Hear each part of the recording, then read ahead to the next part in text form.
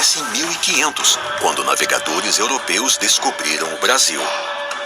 Mas como é possível descobrir uma terra que já era habitada por milhões de pessoas? Afinal, quando isso aconteceu, os povos originários já viviam aqui. A verdade é que a história do Brasil começa muito antes da chegada dos europeus. E algumas das partes mais impressionantes dessa história aconteceram num local muito misterioso. Com sua floresta fechada e numa região famosa pelo calor escaldante, a Amazônia pode ser um dos locais mais perigosos do planeta.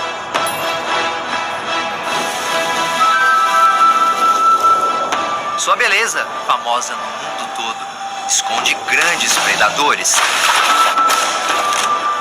plantas venenosas e até mesmo insetos mortais. É um local tão hostil que torna quase impossível a sobrevivência de pessoas como eu e você. Seria esse então o motivo desta enorme floresta sempre ter sido praticamente desabitada? Ou o verdadeiro problema estaria na sua geografia?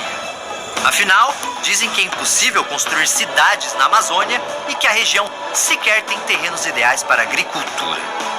O fato é que a Amazônia sempre foi vista como um inferno verde, selvagem e impenetrável. Mas será que é realmente impossível viver bem e com abundância dentro dessa floresta?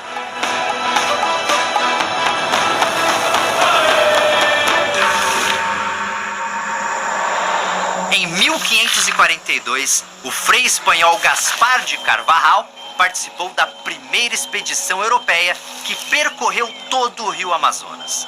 E seu relato mostra uma Amazônia completamente diferente do que imaginamos.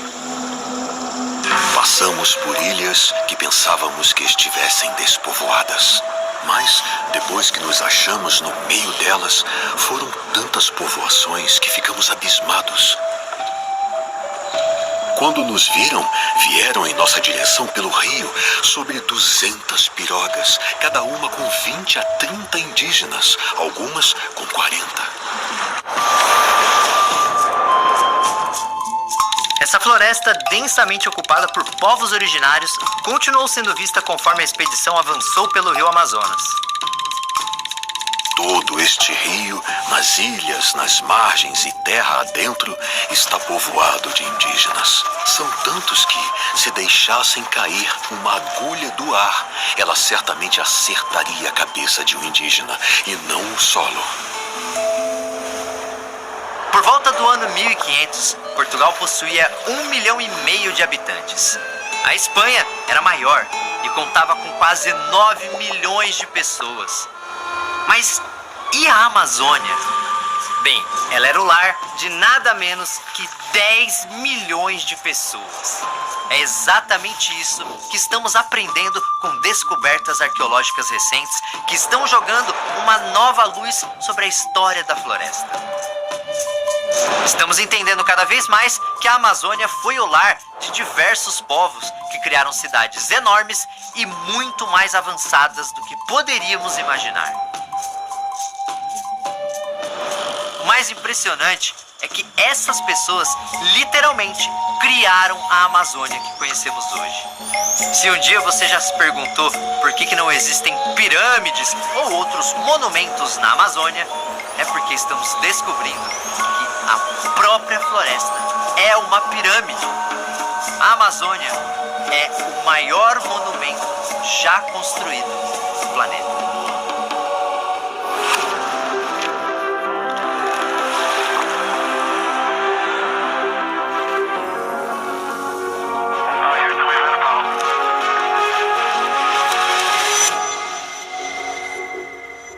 Cada vez mais provas de que milhões de pessoas viviam na Amazônia. Ancestrais dos povos indígenas atuais e de muitos outros brasileiros, essas civilizações eram enormes e organizadas de forma muito mais complexa do que a gente imagina. Estamos falando de cidades grandiosas, muitas vezes unidas por redes de estradas e com avanços tecnológicos surpreendentes. Seja criando um poderoso sistema de manejo ambiental que transformou a terra da floresta para sempre, seja escavando desenhos geométricos gigantes e misteriosos, essas pessoas viviam uma relação sustentável com a natureza. Não é à toa que se alimentavam melhor e eram mais saudáveis que os europeus e diversos outros povos da época. E a grande realização desses povos foi nada mais, nada menos que a maior floresta tropical do planeta. Os Homo sapiens, ou seja, os humanos modernos, surgem na África cerca de 300 mil anos atrás. Há 200 mil anos, algumas dessas pessoas deixam o continente africano e começam a se dispersar pelo planeta. Assim, por volta de 30 mil anos atrás, alguns humanos chegam ao extremo leste da Ásia. No planeta que conhecemos hoje, isso marcaria o final da jornada. Afinal, essas pessoas teriam encontrado um oceano impossível de atravessar. Porém, nessa época, o planeta vive um período de baixas temperaturas e a formação de grandes geleiras no hemisfério norte deixa o nível dos oceanos mais baixo. Com isso, a Beríngia, uma porção de terra que funciona como uma ponte unindo a Sibéria e o Alasca, está acima da água. Durante um bom tempo, muitos humanos ocupam espaços dessa ponte. São os primeiros americanos. Porém, por volta de 15 mil anos atrás, a temperatura do planeta começa a subir. As geleiras derretem e a Beríngia começa a ser coberta pelas águas. Muitos humanos que ocupam a ponte marcham para o leste, se espalhando pelo continente americano. O resultado é que, 2000 anos depois disso, já existem regiões habitadas na América inteira, do Alasca até o sul do Chile. A primeira são os maias, que a partir do ano 1000 a.C. começaram a ocupar algumas regiões da América Central. Bastante avançados em astronomia e matemática, os maias construíram cidades com edifícios imponentes e pirâmides que permanecem de pé até hoje. Já por volta do ano 1300 foi a vez da civilização asteca. Vivendo no território onde hoje está o México, os astecas também ergueram cidades impressionantes, lembradas especialmente pelos seus templos grandiosos. Por fim, temos os incas, que iniciaram a expansão de seu império pouco depois do ano 1400. O povo inca ocupava a região da Cordilheira dos Andes, vivendo em montanhas onde hoje ficam países como Peru, Bolívia, Chile, Equador e Argentina. Estamos falando de populações capazes de criar estradas extensas em meio à floresta, construir barragens e canais para impedir secas e enchentes, produzir solos super férteis, criar fazendas de peixe e tartarugas, além de conseguir modificar áreas enormes da floresta.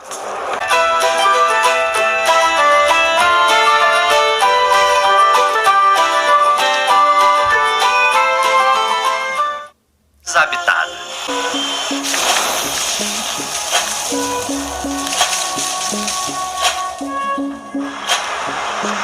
No século XVI, quando os europeus começam a pisar na América, a família espanhola Pizarro vem em peso para cá. Mas o objetivo não é conhecer nossas praias ou trazer presentes para os povos daqui. Os 4 irmãos Pizarro se aventuram pelo Novo Mundo para encontrar riquezas e expandir o domínio espanhol na América. Então, participam de conflitos enormes com os indígenas. É um dos irmãos, Francisco Pizarro, que lidera a conquista espanhola sobre o Império Inca. Mas o que importa para nós é seu irmão Gonzalo. Em 1542, ele organiza uma expedição que parte de Quito, no Equador, em busca do país da canela. Isso seria uma região dentro da Amazônia, riquíssima em temperos e especiarias. Vale lembrar que, no século XVI, época das grandes navegações, as especiarias são um dos motores da economia europeia. Por causa de alguns imprevistos, algumas pessoas se separam da expedição. Esse grupo é liderado pelo explorador Francisco de Orellana e acaba navegando por todo aquele rio gigante que corta a floresta. É assim que surge o primeiro relato europeu sobre a Amazônia, escrito pelo Frei Gaspar de Carvajal, que acompanha a expedição. Uma delas é o combate contra um grupo de mulheres guerreiras. Tá, esse encontro provavelmente aconteceu e terminou com o Carvajal perdendo um olho numa flechada. O problema é que ele descreveu essas mulheres como amazonas. Algo que precisa ser levado em conta é que os relatos dos primeiros europeus na América são feitos sob uma lente, claro, europeia. Os documentos que descrevem esse novo mundo são carregados de ideias, superstições e interesses europeus. Como os europeus do século XVI adoram os mitos da Grécia Antiga, Carvajal se refere a essas guerreiras que vivem na floresta como amazonas. Isso fica tão famoso que seu relato passa a ser chamado de O Descobrimento do Rio das Amazonas. E acaba batizando o rio onde se passa a história. Sim, o rio Amazonas ganhou esse nome que usamos hoje depois que um frei espanhol jurou que saiu no tapa com guerreiras mitológicas gregas no meio da mata. Eram grandes como cidades e possuíam até bairros. Uma delas se estendia por 12 quilômetros pela margem do rio. Algumas tinham até ancoradouros. Essa Amazônia super populosa está presente em todo o relato do Frei. E hoje as evidências arqueológicas mostram que nesse aspecto os textos do Carvajal passavam longe de fantasia ou de superstições europeias. Ele escreveu sobre uma floresta amazônica lotada de pessoas, porque provavelmente foi isso mesmo que ele encontrou. Perto da foz do rio Tapajós, por exemplo, Carvajal encontrou uma enorme população de guerreiros que tinham vários aliados e até mesmo dominavam as aldeias vizinhas. Isso nos leva a 1661, quando o padre João Bettendorf viajou para essa mesma região do rio Tapajós, encontrando uma aldeia muito populosa. Ele fundou uma missão jesuíta nesse local e com isso a aldeia dos Tapajós cresceu ainda mais. Hoje, essa aldeia é Santarém, uma das maiores cidades do Pará. Oficialmente, a primeira cidade do Brasil é São Vicente, fundada em 1532 em São Paulo. Mas e se ao invés de olharmos para o ano de fundação, pensarmos em ocupação humana contínua, ou seja, em locais que já eram habitados? Santarém nasceu em 1661, mas numa aldeia enorme que já existia muito antes dos europeus pensarem em vir para a América. Em 1711, o governo de Portugal proíbe a entrada de estrangeiros no Brasil sem autorização. Com isso, as expedições na Amazônia praticamente acabam, com exceção de relatos de missões religiosas e documentos da administração da colônia. Isso só muda em 1808, quando a família real portuguesa vem morar no Rio de Janeiro e abre os portos do Brasil para as nações amigas, permitindo a entrada de estrangeiros.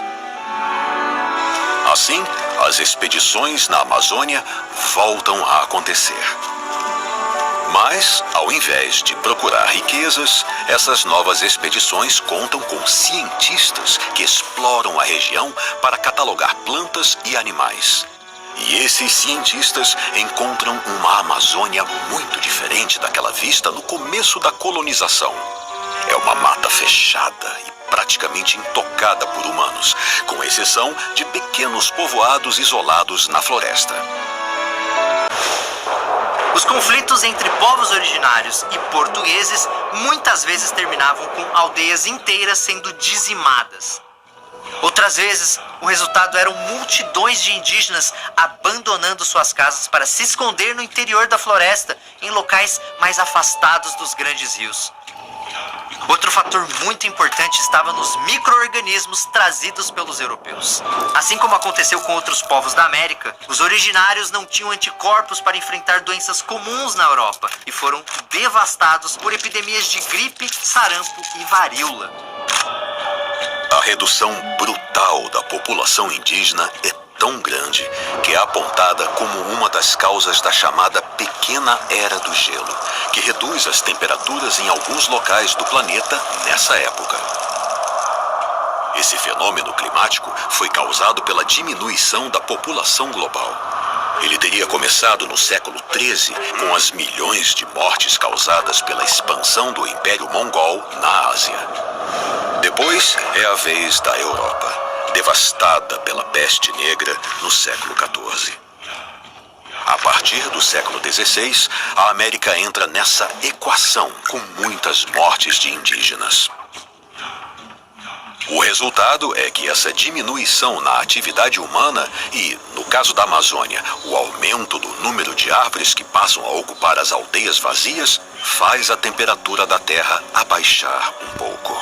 E foi essa imagem de uma Amazônia sem pessoas que foi disseminada e perdurou até hoje.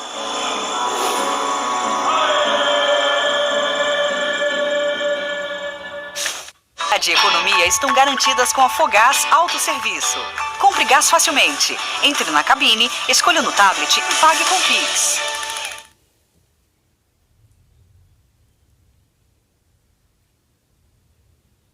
Para você ter uma ideia, no começo do século XVI, os europeus acreditavam que o ouro crescia sob a influência do sol. Afinal, se lá faz calor, é porque bate sol. Uma das mais famosas era Eldorado, que seria uma cidade construída com ouro maciço. Essa história seduziu muitos primeiros europeus que pisaram na América do Sul, especialmente depois que eles ouviram falar do povo muisca, que vivia nos Andes, onde hoje é a Colômbia. A lenda diz que um muisca que se tornasse líder do seu povo tinha o seu corpo coberto por ouro em pó. Depois, ele fazia uma oferenda jogando esse ouro e esmeraldas numa lagoa sagrada. Então, quando descobriram algumas minas de prata no Peru em 1545, vários exploradores começaram a se aventurar na floresta, certos de que encontrar o tal Eldorado era só questão de tempo. Em 1561, Aguirre faz parte de uma expedição comandada por Pedro de Ursúa, que procura o Eldorado na região do Peru. Entretanto, a empreitada não sai como planejado. Após disputas internas, Aguirre assassina Ursúa e assume o controle da expedição, indo em busca do Eldorado por conta própria. Mas, no meio do caminho, ele se revolta contra a coroa espanhola, se declarando príncipe do Peru e do Chile. Isso causa conflitos com as forças coloniais que só terminam com a morte de Aguirre. Uma coisa interessante é que Aguirre se auto-intitulava a ira de Deus e o príncipe da liberdade. Mas os outros espanhóis preferiam chamá-lo de El Loco, por motivos que parecem óbvios. Nesse período, sociedades científicas se espalhavam pela Europa, bancando expedições ao redor do mundo. E depois que um arqueólogo dos Estados Unidos localizou as ruínas da cidade inca de Machu Picchu em 1911, rolaram várias expedições em busca de cidades perdidas na América do Sul. Essa história começa no século XIX, com a descoberta do manuscrito 512.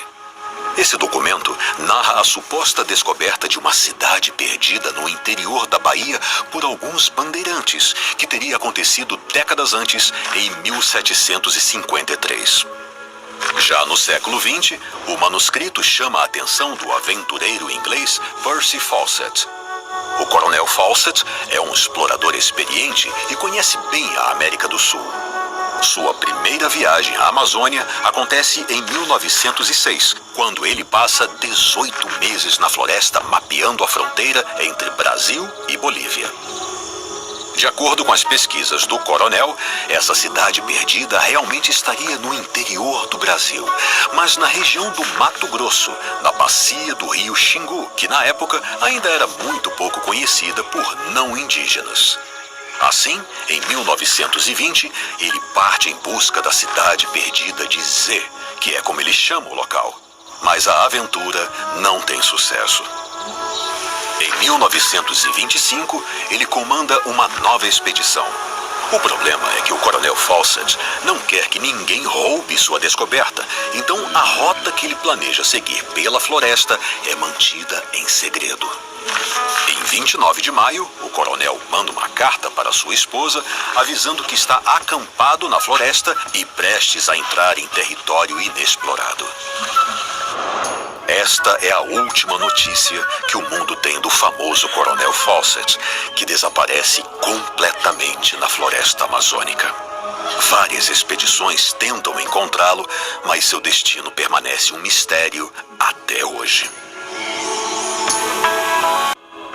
Para eles, era impensável que os indígenas, que eles viam como selvagens e primitivos, pudessem construir qualquer coisa, ainda mais uma cidade. É tipo as pirâmides do Egito. Muita gente tem certeza que elas foram construídas por ETs porque se recusam a acreditar que um povo fora da Europa fosse capaz de construir monumentos tão grandiosos. Eu estou falando de Ratanabá, uma teoria da conspiração sobre uma cidade rica e super avançada que teria sido fundada por extraterrestres 450 milhões de anos atrás. Sim, é isso mesmo. Ratanabá seria mais antiga que os próprios dinossauros. E o legal é que muita gente jura que essa cidade seria do tamanho da grande São Paulo. Mas mesmo assim, ninguém nunca viu nada na floresta. 99 motorista, preencher seus dados, subir os documentos e escolher se você vai fazer o corre de moto ou de bike. E tá feito simples assim. Você conecta o app e já começa a tocar e você já começa a faturar. Confia no 99 Food e saia do vermelho.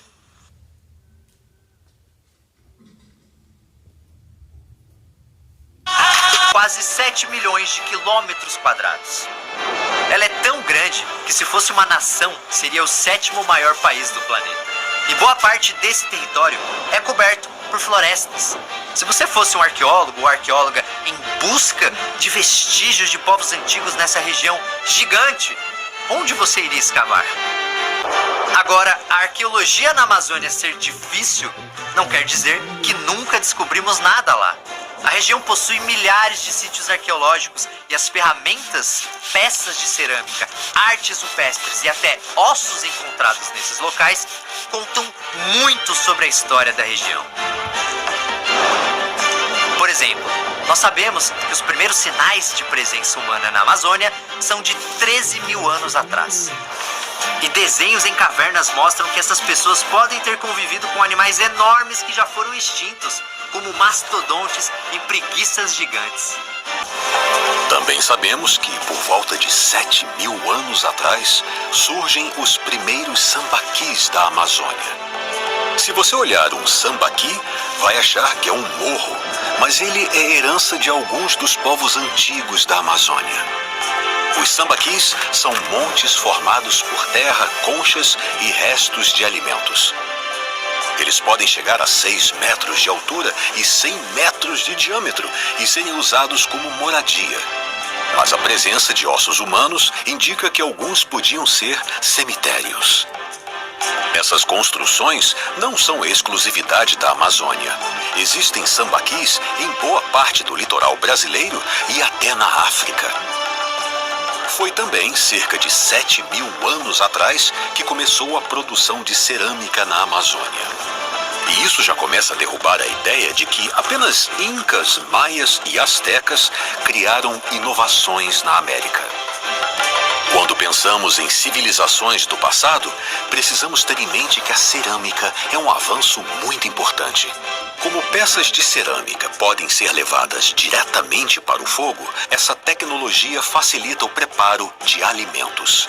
Além disso, cerâmicas também podem ser usadas no transporte e armazenamento de produtos, especialmente líquidos.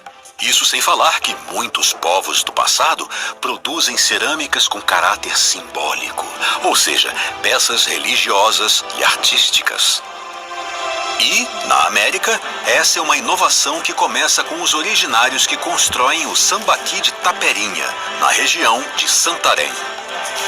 Até onde os vestígios arqueológicos nos mostram, essas pessoas são as primeiras a fabricar cerâmica em todo o continente americano.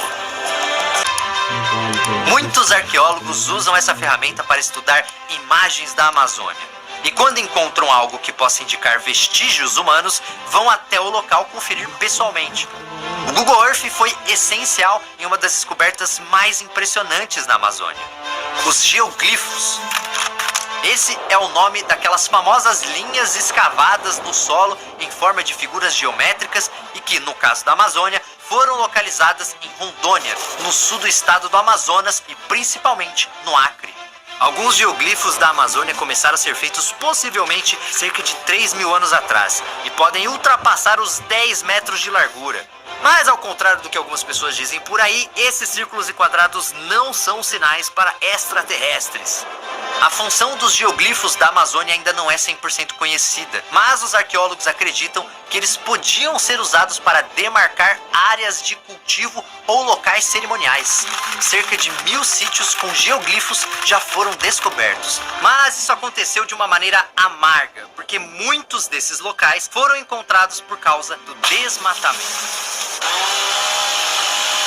Com cada vez menos árvores, fica mais fácil enxergar essas formas geométricas pelo Google Earth. O problema é que o desmatamento também ajuda a destruir os geoglifos.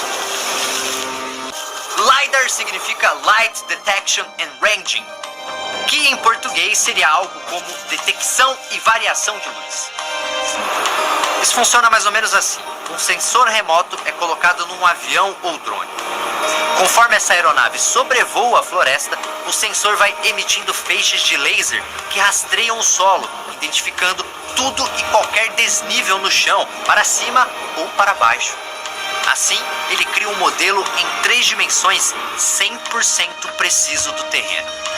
Então, o LiDAR pega tudo, desde pequenos montes de terra até valas escavadas na floresta. E o mais legal é que o sensor consegue mapear o solo de áreas completamente cobertas por árvores. Assim, os pesquisadores podem identificar sítios arqueológicos que talvez nunca fossem encontrados de outra forma. Uma descoberta importante que aconteceu com o LiDAR foi na parte da Amazônia que fica na Bolívia. Esse lugar foi o lar da cultura Casarabe entre os anos 500 e 1400. Ou seja, esses caras desapareceram pouco antes dos europeus chegarem na América. O LiDAR revelou 2 sítios arqueológicos gigantes nesse local, chamados de Cotoca e Landivar. Os arqueólogos acreditam que esses 2 sítios, que contam com plataformas de terra enormes, seriam os principais centros urbanos dessa rede de assentamentos da cultura Casarabe.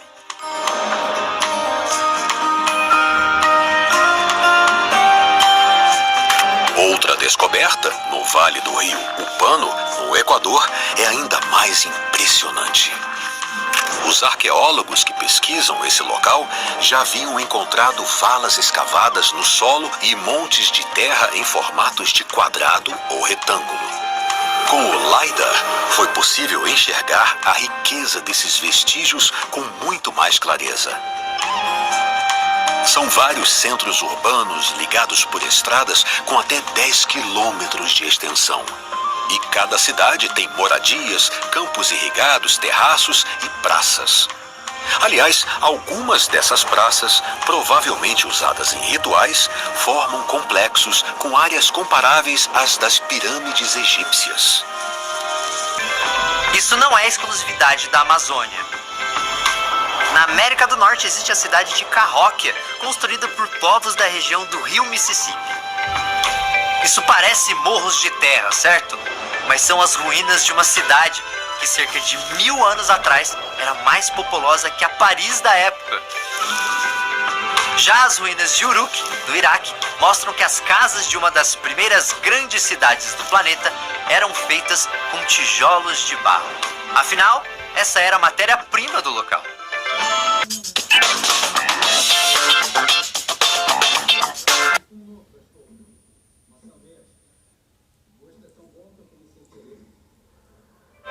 Foi nessa época que começaram a surgir os tesos, grandes plataformas de terra construídas pelos originários.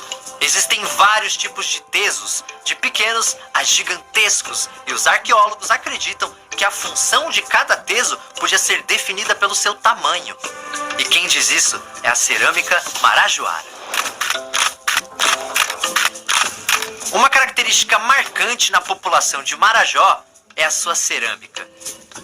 É uma das mais bonitas da América, repleta de elementos pintados e modelados que simbolizam vida e morte.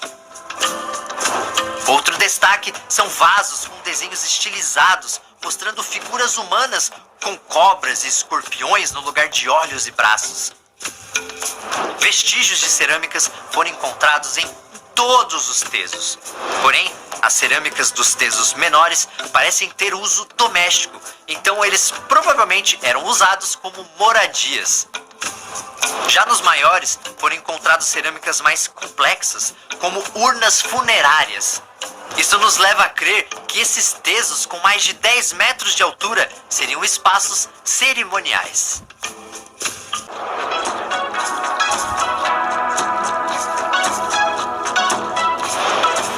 Vestígios arqueológicos indicam que a ocupação do Xingu começa por volta do ano 800, em aldeias com formato circular. A base desses assentamentos são casas grandes e usadas de forma comunitária.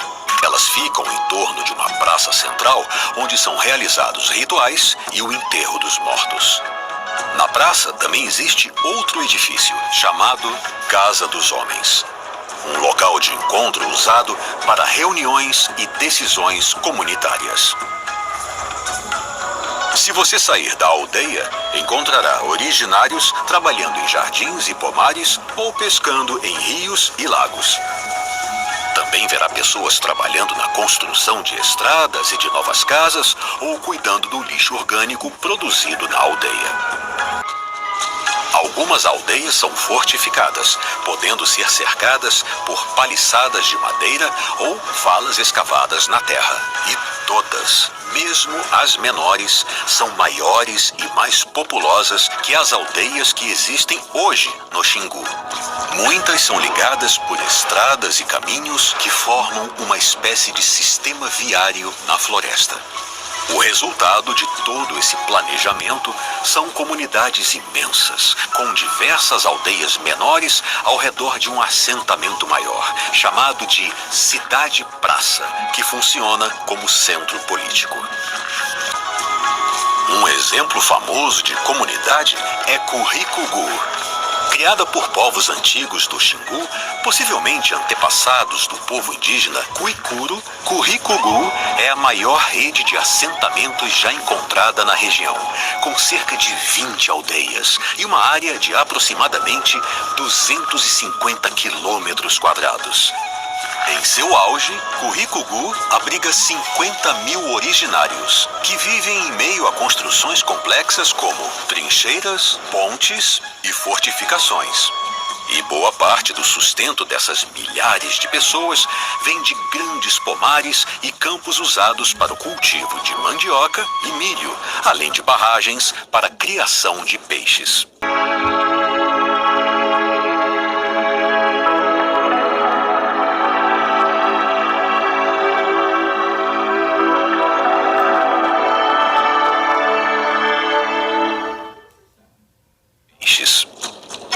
Podemos fazer uma comparação com as cidades europeias que, com seus muros e castelos imponentes, eram vistas como as mais avançadas dessa época. Mas não podemos esquecer que estamos falando de Idade Média Europeia. Então a falta de recursos e de higiene fazia com que os europeus convivessem com fome e doenças o tempo inteiro. Mas na Amazônia, as coisas eram diferentes. Os esqueletos encontrados pelos arqueólogos mostram que os originários eram extremamente saudáveis e se alimentavam muito bem. Análises dos ossos encontrados em sítios arqueológicos na Amazônia indicam que a alimentação dos originários era rica e bastante equilibrada. Além disso, o estado de conservação das arcadas dentárias mostra que até mesmo a saúde bucal deles era superior à dos europeus dessa época.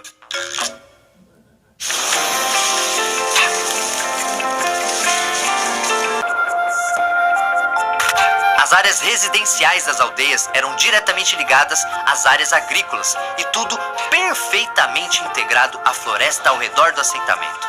Isso não quer dizer que essas cidades antigas não interferiam na floresta. Elas interferiam sim. A questão é que essa interferência era harmoniosa. A floresta propiciava benefícios para a cidade, que por sua vez entregava benefícios para a floresta. Era uma parceria entre as pessoas e o ambiente. A floresta, que é um dos maiores tesouros do planeta, só existe porque os originários criaram ela. E temos muitas evidências disso. O primeiro exemplo está no solo da Amazônia. Se você cavar na floresta amazônica, vai perceber que sua terra é amarela, meio alaranjada. Mas existem áreas onde o solo é mais escuro. Isso é chamado de terra preta, que ocupa pelo menos 3% da bacia amazônica e é vista como uma espécie de tesouro pelos agricultores, pois é extremamente fértil. Durante muito tempo, os cientistas achavam que essas terras tinham sido criadas por cinzas de vulcões dos Andes ou estavam ligadas a antigos lagos na Amazônia. Hoje se sabe que a Terra Preta foi criada pelos originários. Lembram das aldeias circulares, como aquelas dos povos do Xingu? Quando os arqueólogos começaram a estudar esses assentamentos, perceberam que o solo ao redor dessas aldeias tinha terra preta. Isso não era coincidência. Sim, o lixo criado nas aldeias era transformado em adubo num processo semelhante ao da compostagem, que vem se tornando cada vez mais popular hoje em dia por ser 100% ecológico. E isso é algo que acontece há bastante tempo. A região do Rio Madeira tem áreas de terra preta com 7.000 anos de idade. E a criação desse solo pelos povos do passado deu origem a um ciclo. Os originários moravam nesses locais para aproveitar os benefícios da terra preta e, em troca, ajudavam a criar mais terra preta na floresta. É uma relação em que os dois lados ganhavam, e é uma relação que continua viva. As aldeias atuais continuam criando áreas com esse solo escuro e muito mais fértil em todas as partes da floresta.